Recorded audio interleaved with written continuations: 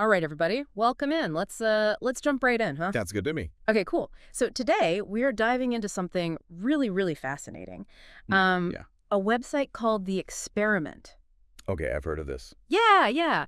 You know, when you hear website, you might think, okay, what's the big deal? But this is more than just your average website, right? Right. This is like, think of it as a cultural portal straight from Ukraine.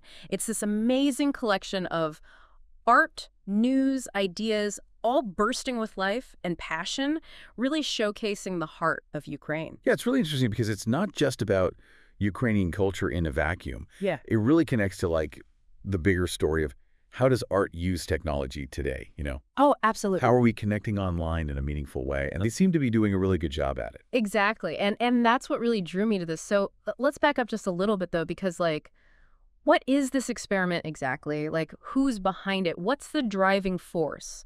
Yeah. So you've got two incredibly passionate individuals who are kind of the engine behind this whole thing. Yeah. You've got Herman Harshkador, who's a theater director. Okay. And you've got Alexei Ivanov, who is a poet and a designer. Wow. And they've combined their powers, their passions. A poet and a theater director. I love it. What a combination to create this platform that really dives deep into Ukrainian art and culture and everything else. But it's more than just art, though, right? I mean, you said it covers a whole range of stuff. Yeah, absolutely. It covers a ton. I mean, we're talking history, music, cinema, art, literature, but then also things like travel, health, science, social life. Wow. It really is like this all-encompassing portal to everything Ukrainian. Exactly. Okay, so we've got this platform, we've got these amazing minds behind it, but what's in the mission? Why did they pour their hearts and souls into creating the experiment?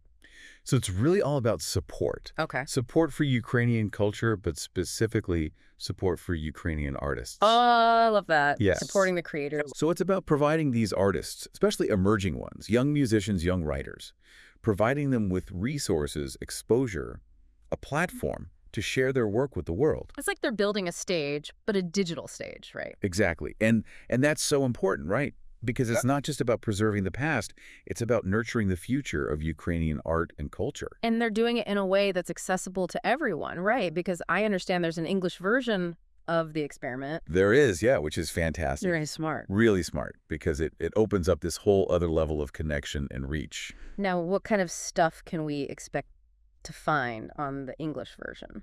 So on the English side of things, they're really highlighting a lot of the music. Okay. It's a lot of news from the world of music, press releases about new albums, a lot of focus on indie musicians, which I think is really cool. That is really cool. Yeah, it's a great way to, to kind of tap into what's happening in the contemporary Ukrainian music scene.